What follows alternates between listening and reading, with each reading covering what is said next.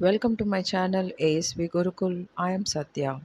Sainath Maharaj ki jai. Om Sai Namo Namaha. Shri Sai Namo Namaha.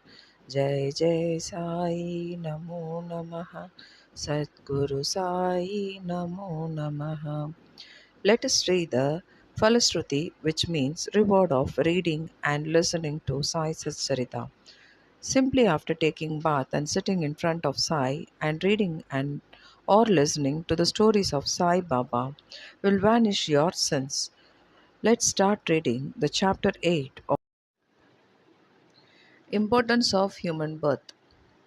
As hinted in the last chapter, Hematpan now explains at length in his preliminary remarks the importance of human birth and then proceeds to relate how Sai Baba begged his food, how Baijabai served him, how he slept in masjid with Tatya Patel and Mahal Sapati, and how he loved Kushal Chand at Rihata.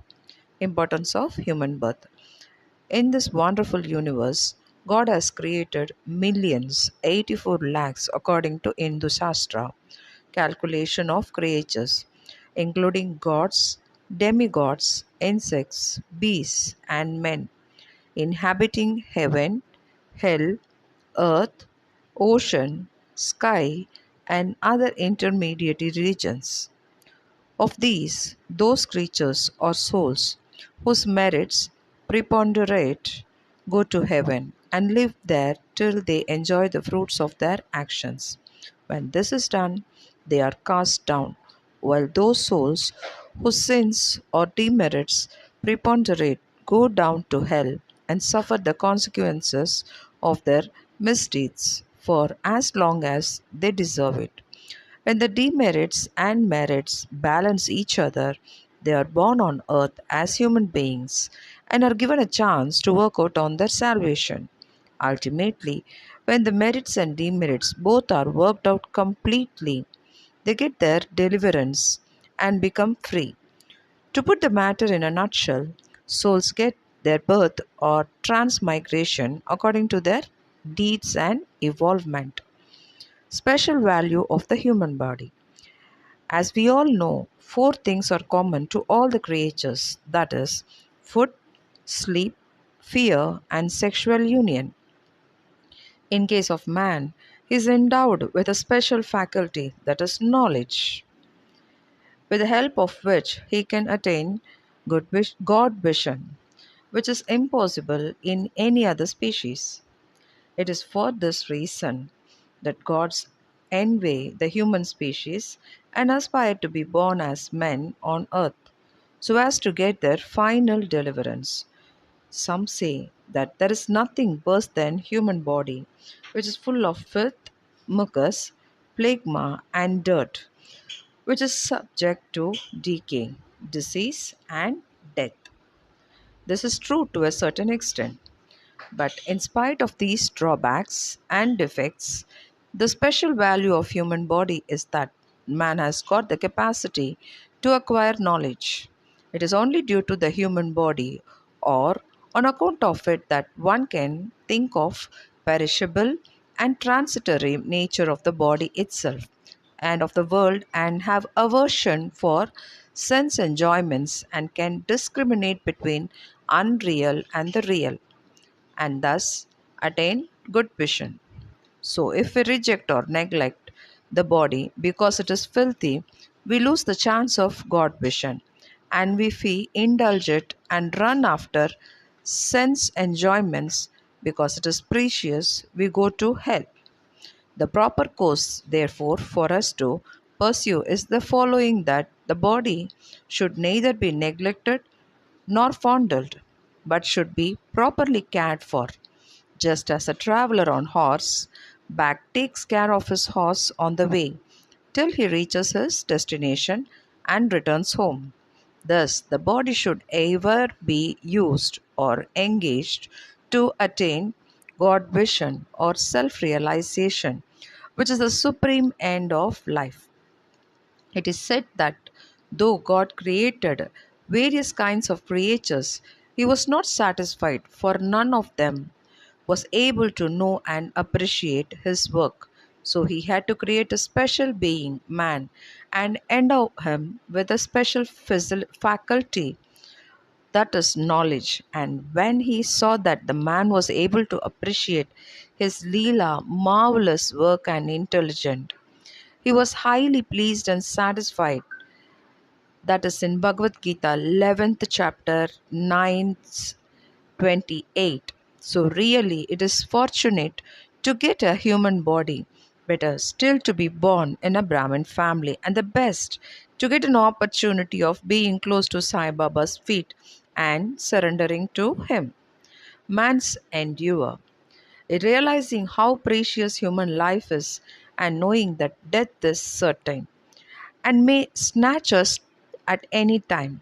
We should be ever alert to achieve the object of our lives.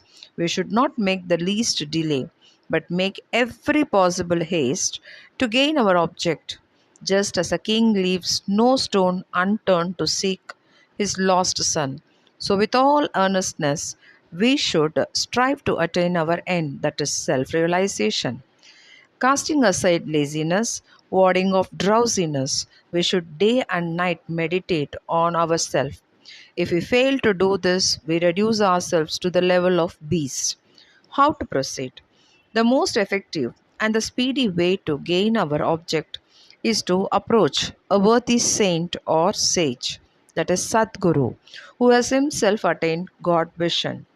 What cannot be achieved by hearing religious discourse and study of religious texts is easily obtained in the company of such worthy souls. Just as the sun only gives light, which all the stars put together cannot do, so the Sadguru alone imparts spiritual wisdom, which all the sacred books and sermons cannot do. His moments and simple talks gives us silence advice.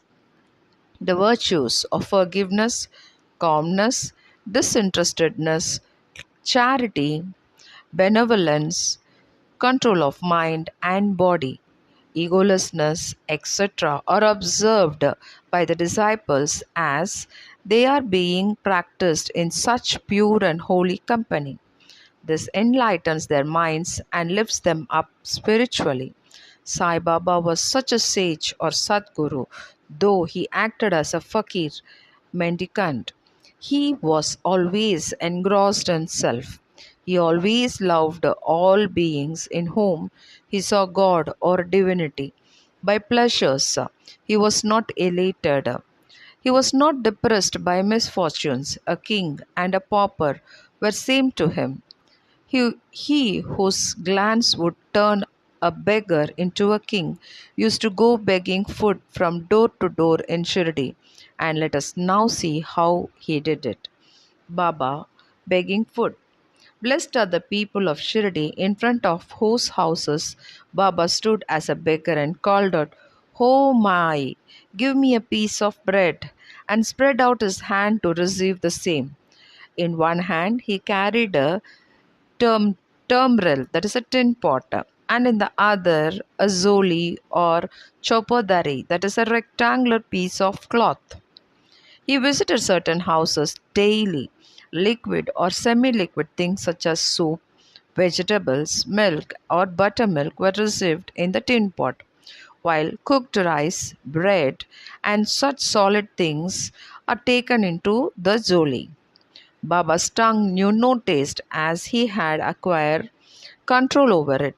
So, how could he care for the taste of different things mixed together? Whatever things he got in his zoli and in the tin pot were mixed together and partaken by Baba to his heart's content, whether particular thing was tasty or otherwise, was never noticed by Baba, as his tongue was devoid of the sense of taste altogether. Baba begged till noon, but his begging was very irregular. Some days he went a few rounds, in other days up to 12 noon. The food thus collected was kept in the kundli, that is, earthen pot. Dogs cats, and crows freely ate from it, and Baba never drove them away. The woman who swept the floor of the masjid took some 10 to 12 pieces of bread for her house, and nobody prevented her from doing so.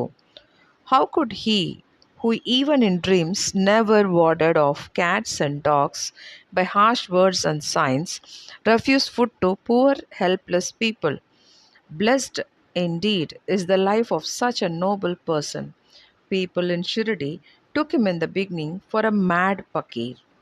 He was known in the village by this name. He could he could one who lived on alms by begging a few crumbs of bread be revered and worshipped. But this fakir was liberal of heart, detached and charitable. Though he looked restless from outside, he was firm and steady inside. Baijaba's brilliant service. Tatya's Kote's mother, Baijabai, used to go to the woods every afternoon with a basket on her head containing bread and vegetables. She roamed in the jungles about 3 miles after course, trampling bushes and shrubs in search of the mad fakir, and after finding him, fell at his feet. The fakir sat calm and motionless in meditation, while she placed a leaf before him, spread her things, eatables, bread, vegetables, etc., thereon, and fed him. Wonderful was her faith and service. Every day she roamed at noon in the jungles and insisted upon Baba to partake of the lunch. Her service, upasana or penance, by whatever name we call it, was never forgotten by Baba till the end. Remembering fully what service she rendered, Baba benefited her son significantly. Both the son and the mother had great faith in Fakir, who was their god. Baba often said to them, Fakiri is real, that is mendicancy. Lordship, that is riches, is transient. After some times, after some years, Baba stopped going into the woods and began to live in the village and take his food in the masjid. Thus, Baijabai's trouble of roaming in the jungles ended. Dormitory of Trio. Every blessed are the saints in whose heart Lord Vasudeva dwells, and fortunate indeed are the devotees who get the benefit of the company of such saints. Two such fortunate fellows, Tatya Kote Patil and Bharat Mahal Sapati, equally shared the company of Sai Baba. Baba also loved both of them. These three persons slept in masjid with their heads towards the east, west, and north, and with their feet touching one another in the center. After spreading their hair beds, they laid on them, chit chatting and gossiping till late night. If any one of them showed any sign of sleep, others would wake them up and shook him from sight. For instance, if Tatya began to snore, Baba at once got up and shook him from side to side and pressed his head. If it was Mahal Sapati, he pulled him close, stroked his legs, and patted his back. In this way, for a period of 14 years, Tatya, leaving his parents at home, slept in the masjid on account of his deep love for Baba. How happy and never to be forgotten were those days. How to measure that love and how to value the grace of Baba. After the passing away of his father, Tatya took charge of his household affairs and began to sleep at home. Kushal Chand at Rahata. Baba loved Ganpat Kote Patil of Shirdi. He loved Chandraban Shetty Marwadi of Rahata equally. After the demise of his Sheth, Baba loved his nephew Kushal Chand equally, or perhaps more, looked after his welfare day and night, sometimes in a bullock cart, at other times in a tonga. Tonga is nothing but a horse is pulling a vehicle. With intimate devotees, Baba went to Rahata. people at that village would come out with band and music and receive Baba at the gate of the village and prostrate before him. Then he was taken into the village with great honor and ceremony. Kushal Chand took Baba to his house, seated him on a comfortable seat, and gave him a good meal. Then they talked freely and merrily for some time, after which Baba returned to Shirdi, giving delight and blessings to all. Shirdi is midway and equidistant from Rahata on one side south and Nimgaon on the other side north. Baba never went beyond these places during his lifetime. He never saw any train nor traveled by it. Still, he knew exactly the timings of the arrivals and departures of all the trains. Devotees who acted according to Baba's instructions given at the time of taking his leave fared well, while those who disregarded them suffered many mishap and accident. More about this and other matters will be told in the next chapter. Sainath Maharaj ki Jai. Tonga is a horse pulled coach used in India.